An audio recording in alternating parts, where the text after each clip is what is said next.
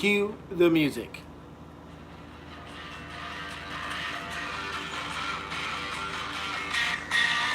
Uh-huh.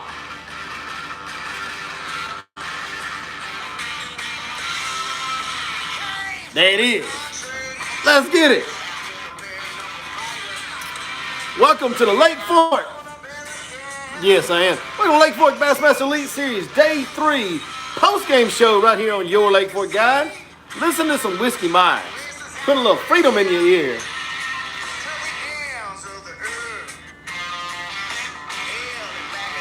Yeah. Yeah. That's right, man. What's going on? It was another glorious Lake Fork bass fishing day. We saw some big bass get caught. Some big bags get caught. It was amazing. Amazing.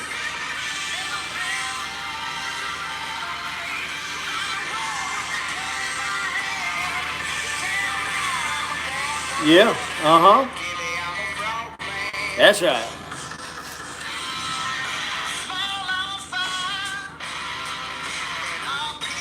Uh-huh. Me too.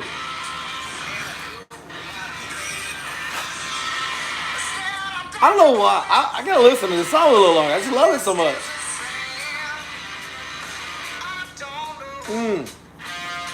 If I see my home again. Yeah. Fade that on down a little bit. As much as I love Whiskey Myers, we gotta talk about something I love a little more, and that's bass fishing on Lake Fork. It's been fun. It's been real. We've got a hell of a leaderboard. Lee Livesey, the hometown guy, in first. Brandon Palnick in second. Gerald Swindle in third. The new guy, Brian News, in fourth or fifth. We're going to talk about guys to watch out for, what's going on, what we can expect to see on day 4. Other than Josh Strakener, I'm not real sure how to pronounce his last name. It's a little tough one. But, man, he caught them fast and furious this morning. Had a huge bag today of 30 pounds. That's one we might want to talk about going into tomorrow. You might want to look at him. It could get interesting, folks. Because we all know what swims in Lake Fork. We saw last year on Sunday, Lee caught 42 pounds. He's sitting at 87 pounds and 15 ounces, essentially 88 pounds. We haven't seen a bag close to 42 pounds yet. You never know on Lake Fork. If we saw Lee Livesey catch 42 pounds tomorrow, that's 130 pounds. The all-time record's like 130 or 132 or something like that. It's real close. So, obviously Lake Fork, I think the wind hurt them some on some of the total weights this week. They couldn't do as much offshore as they probably wanted to. It limits you. Wind limits you. And it really took away part of the lake from the guys, took away some techniques and tactics from the guys, and limited some of what they could do. So, we're not going to probably see the all-time record fall, but it's not completely out of the question. Not completely out of the question, okay? What's also not out of the question is one of these other guys further down the list to catch 35, or we haven't seen that. We haven't seen 35-pound bag. It's out there. I can assure you, we had it on a guide trip Monday. We had 36.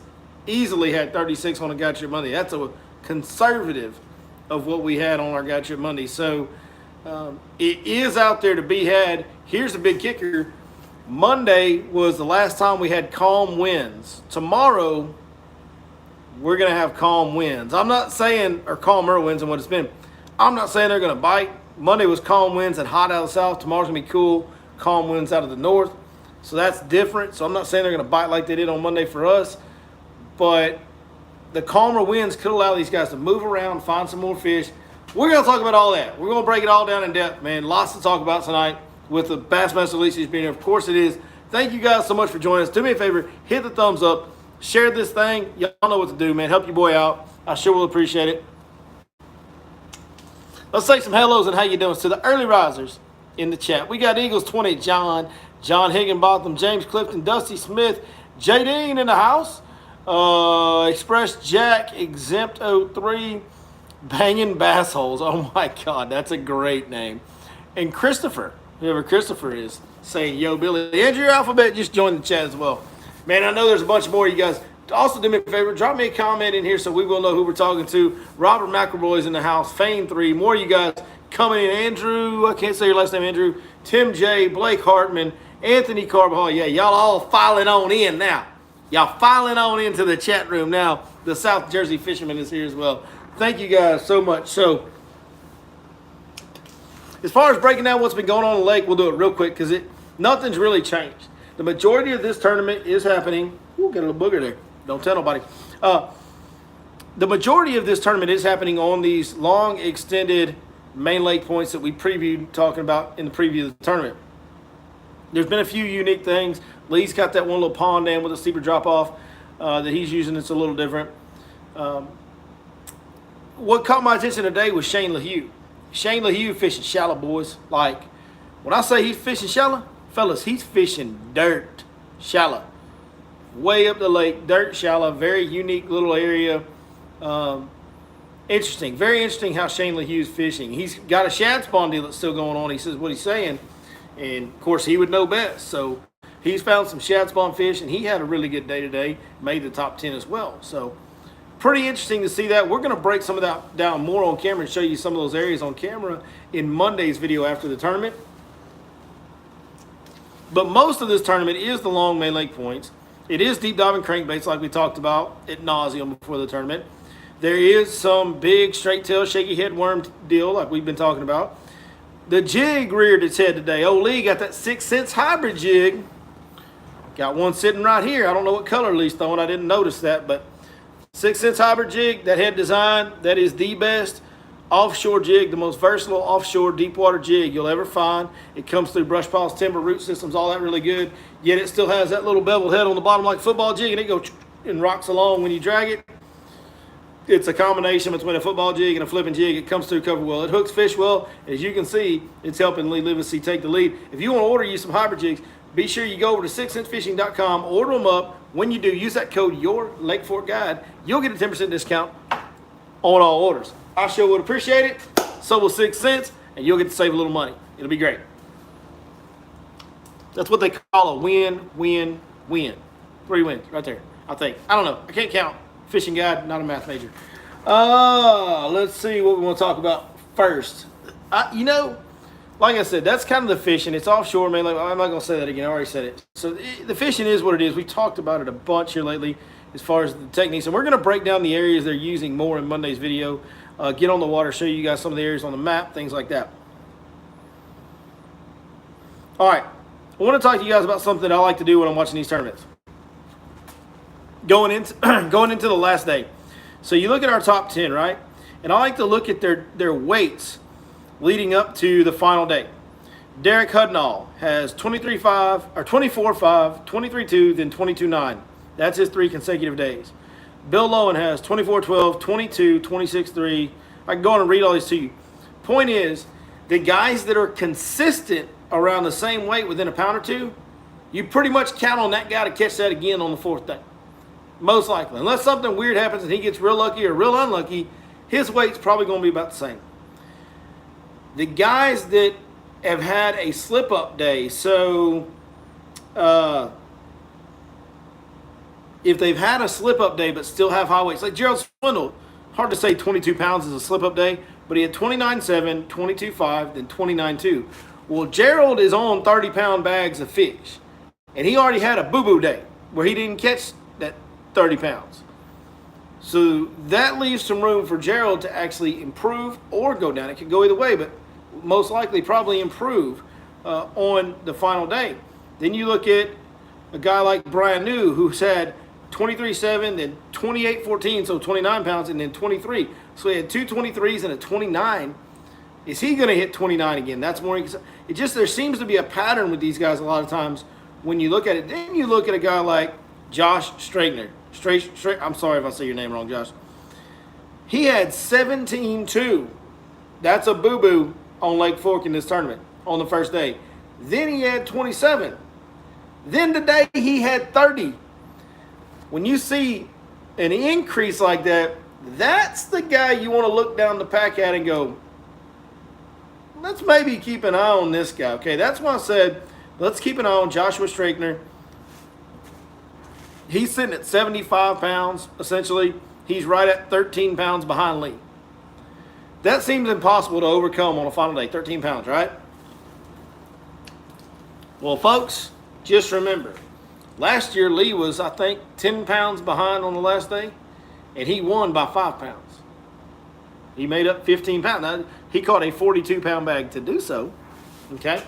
So, but let's just say 17, 27, 30. If Josh Straightner goes out there and catches 35 pounds, well, folks, he's at 110 pounds and he's in the ball game now.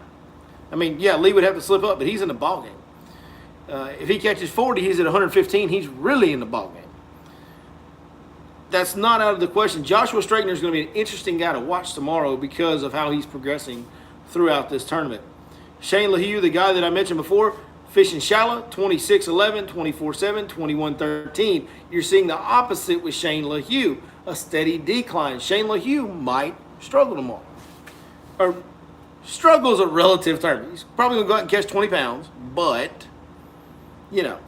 Now let's look at our top two guys, our top three guys. That's the ones I really want to look at because they're the ones that are, you know, by most tournament standards, realistically in a ballgame. Even Brian News, 12.5 pounds behind. That's a long way to go in fourth. But Gerald Swindle is 7 pounds and 1 ounce behind. Brandon Polinick is 3 pounds and 8 ounces behind. That is one bite on Lake Fork. That is very, very doable on a final day. Let's look at their patterns. Gerald, we already mentioned him, 29, 22, 29. He kind of got his boo-boo day out of the way already. So Gerald could go catch 30 or more tomorrow. He might not, but he could go catch 30 or more tomorrow and make a run of this deal. Gerald's sitting at 80 pounds. If Gerald catches 30, he's at that 110 mark. If he catches 35, he's at that 115 mark. If he goes above that, you never know. Gerald's going to he's going to have to swing for him tomorrow. He's going to have to get a big day. Brandon Polinick has 26.9, 31, 27.13. So 26.9 was his lowest bag. He said 30 and 27.13. Brandon's pretty consistent, a little up and down. You can probably count on Brandon Polinick to come in somewhere between 26 and 32 pounds tomorrow. It's about as high as I would see Brandon going. You never know, but that's what I would project. 26 would put him at 110. 32 would put him at 116. Right? No. 32 would put him at 116. I was right the first time. So, Brandon's in it. 87.15 is where Lee's at. Basically 88 pounds. Lee has gone 32, 28.10, 27.5. Pretty consistent, but there has been a almost 5-pound decrease from day 1 to day 3. And it's gone down each day a little bit. Not much, a little bit.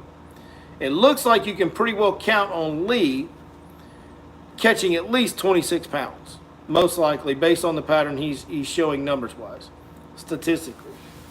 26 pounds puts Lee at 114. If he goes out and catches 30, this deal's probably over.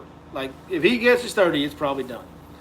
If he goes out and catches 26 and ends up at 114, we just said Polinick could catch 32 to get to 116. So Polinick would need 29, and he just had a 31 and a 27.13. So it is very much still a ball game. I think everybody right now is looking at this thing, and this is Lee's tournament. It's over.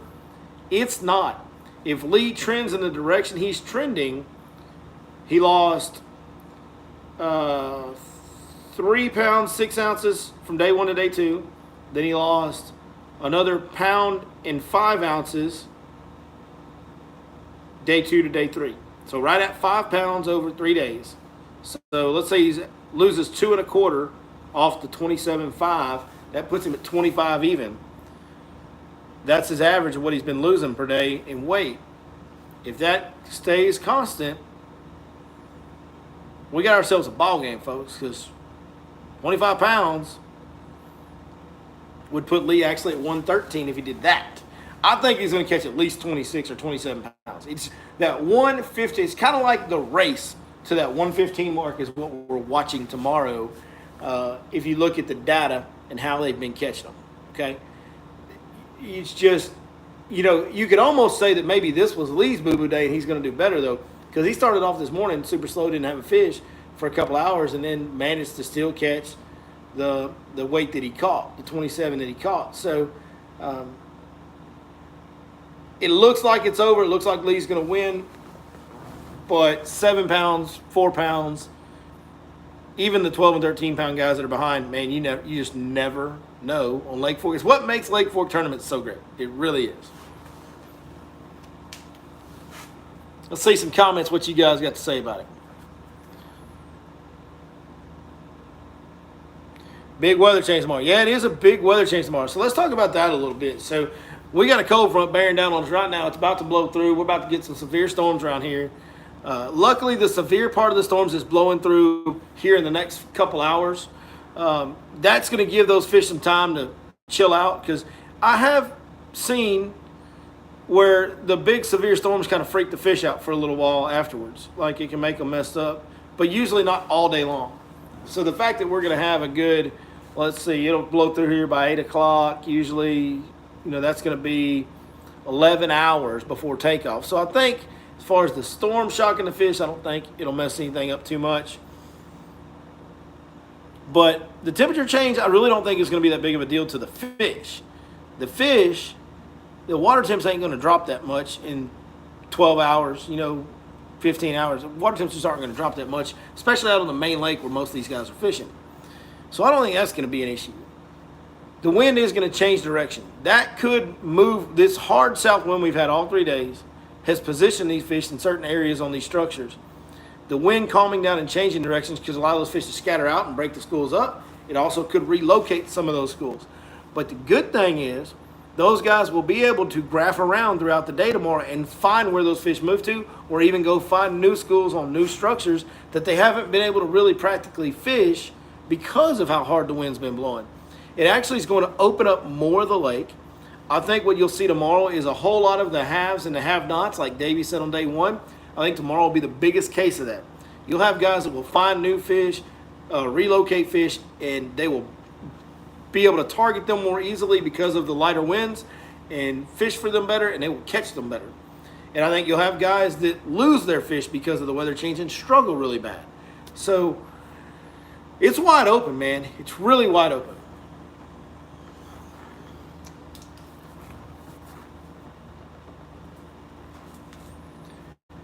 That's a loaded question. Here's a good question, but it's a loaded one. If you could magically be in the final day tomorrow and 2 pounds back, where would you fish and what would you use? Well, I can tell you, I would have 4 baits that I would use. I'd have a big shaky head worm. I'd have a big jig, like that one right there, 3/4 ounce hybrid jig. I would have a deep diving crankbait and a swim bait on a jig head. That's the one thing I'm surprised we haven't seen more of. This little underspin head, half-ounce underspin head with a hollow body swim bait has been so good for me lately. In not in catching a lot of fish, but catching some big ones. We've had, Monday when we had the big bag, we had an 8.5 pounder, an 8 pounder. The 8 pounder was caught on the big worm. The 8.5 was caught on that swim bait head. We had a 7 pounder that was caught on the big worm. We had, some other 6.5, 6 pounder caught on the swim bait. Even yesterday on another lake, I had the biggest one of the day was caught on that underspin swim bait head. I don't know why guys, maybe they're fishing around too much timber. We fish around a lot of timber, it's hard to throw that underspin head. I understand that. But some of these guys, especially like Brandon Polnick, that point he's fishing down by the dam, he could certainly use that. But who am I to call into question what Brandon Polnick chooses for baits? He's much better than I am. I will admit that right now. I just thought guys would have taken advantage of that bite because it's there. It's not a lot of bites, but you can pick up an extra bite or two on a piece of structure using that underspin swim bait head. Here's another factor. A lot less guys on the water matter. Only 10 guys on the water. A lot of these guys have been sharing areas. That could open up a lot more of the lake. I mean, we could see somebody make a run and put a big bag on the scales more, which is one thing we haven't seen. Lake Fork's been a little different this time. It's been more consistent. The drop-offs haven't been as bad of a drop-off. The last couple times we've had guys catch 14 pounds, 15 pounds, 16 pounds on one of their days and still win. We're not going to see that this time. Whoever wins tomorrow ain't catching 15 pounds. Like, if Lee goes out and catches 15 pounds more, he's not winning. If Brandon goes out and catches 15 pounds more, he's not winning. We haven't seen that inconsistency, that dip. It hasn't been as big this time as it has been in years past. Lake Fork's fish very consistent, but with the lows come the highs, right? We haven't seen the home run bag. We haven't seen a 37, 38, 40, 36, or 35-pound bag. We haven't seen that. And Lord knows it's out there. It's out there. Somebody can do it. And come on, guys. One of you 10 boys go out there and drop, a mid to upper 30-pound bag on the scales for us tomorrow. Let's check it.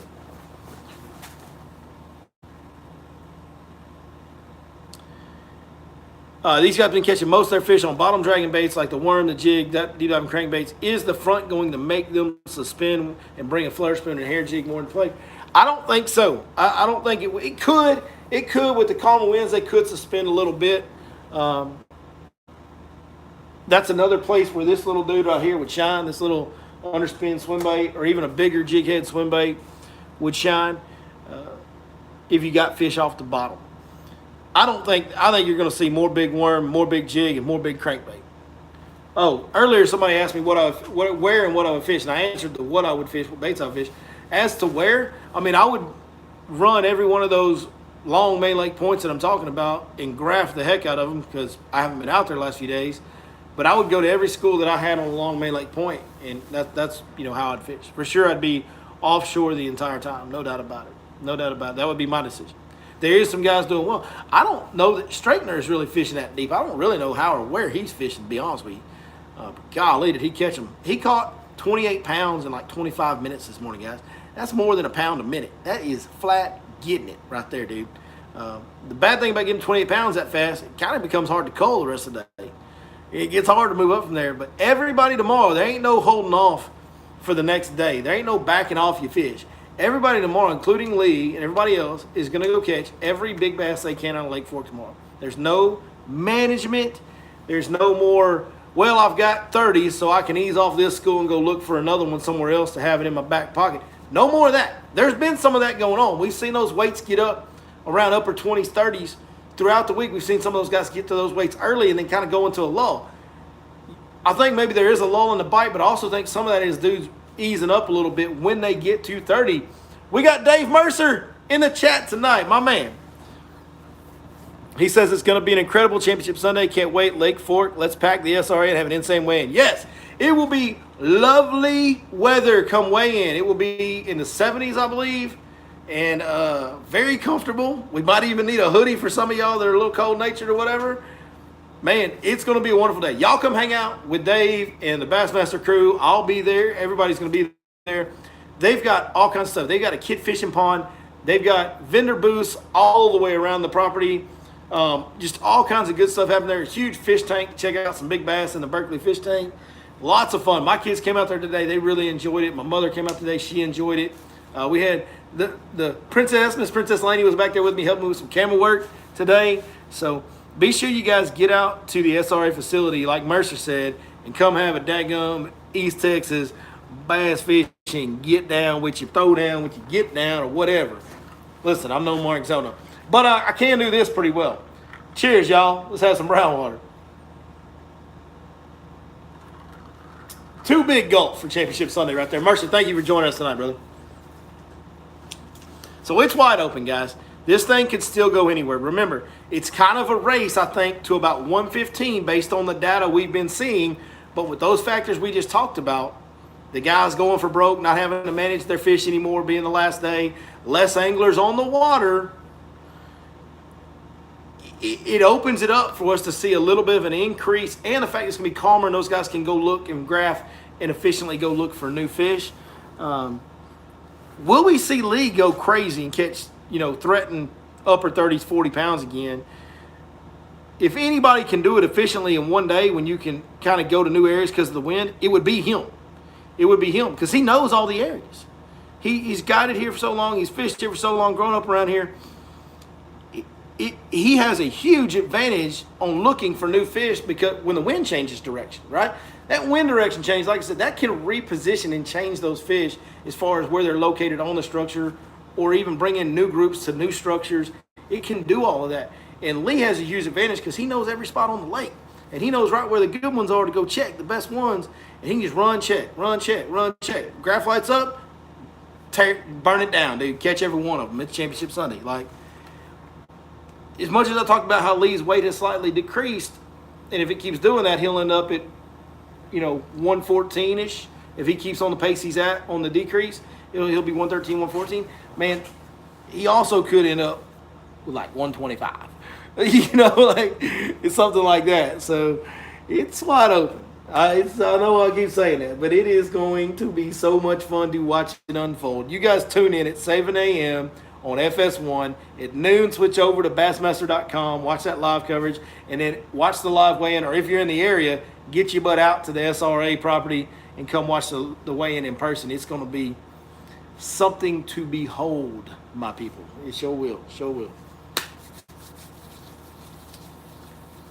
Dave said he can't wait for it to cool off. Dave, this ain't no Canada weather down here. Now, tomorrow, this will be like Canada, May and June tomorrow.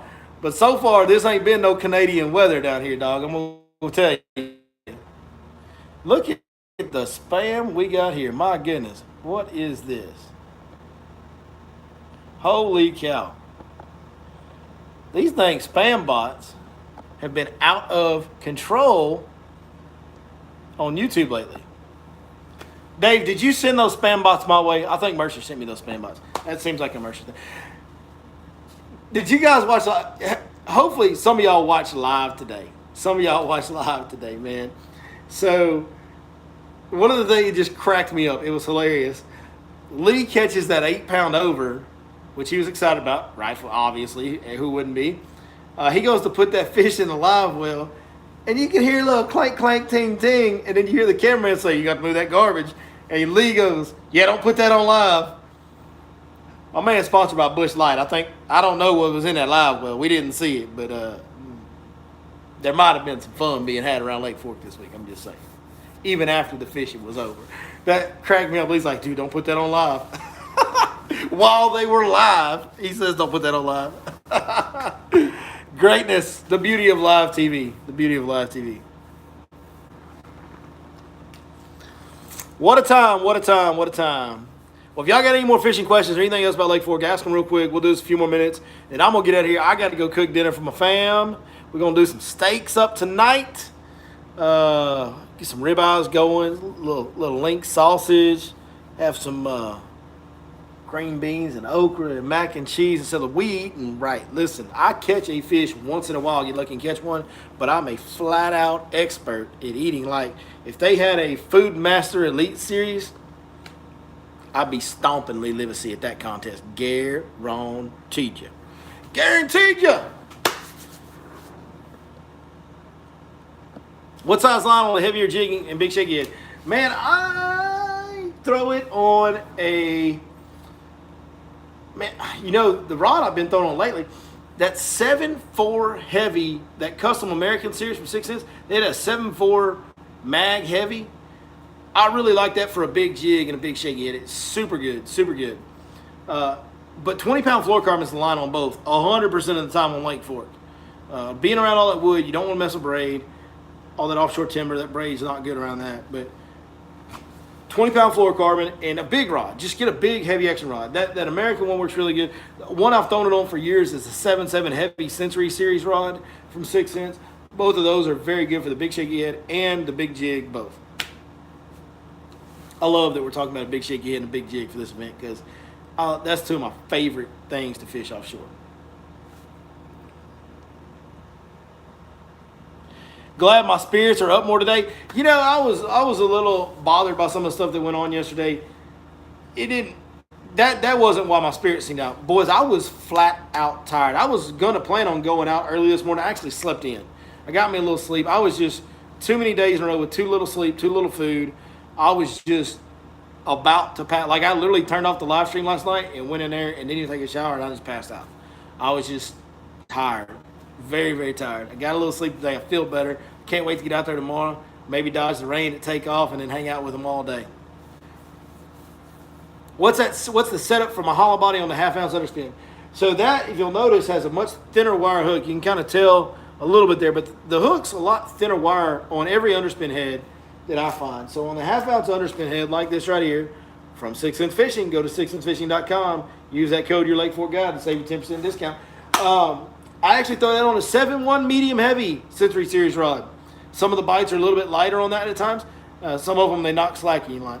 But I want a lighter action rod with that thin wire hook to let me load that rod up. That's the other thing. I don't really I don't snap the hook set. I kind of pull on them, and I pull hard. I just don't jerk on them.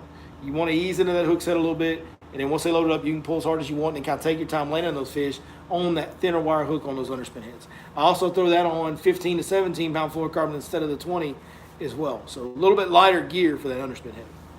No doubt. No doubt.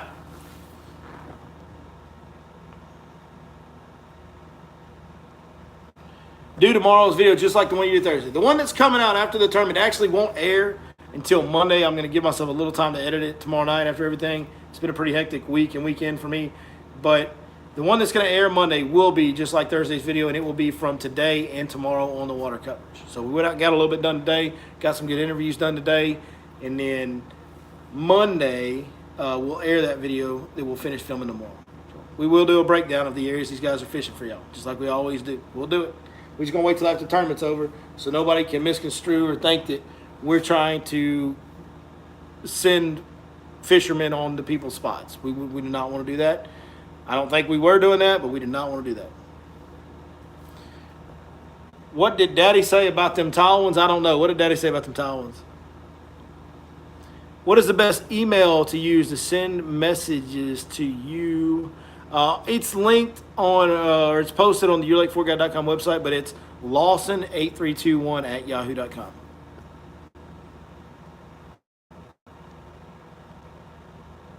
What did Daddy say about the tall ones? Mr. Banging Bass Holes. What a great name. Nailed it.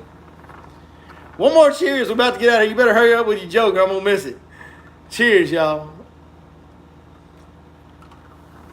We will be live tomorrow night, too, on a podcast with a post-game show as well, of course. Folks, I am out of here, man. I appreciate you guys joining us so much. We'll be right back here tomorrow night, and we'll have a video Monday, and probably a video the next day, and the next day, and the next day. You know how we do. We'll see you guys next time right here on Your Lake Fork Guy.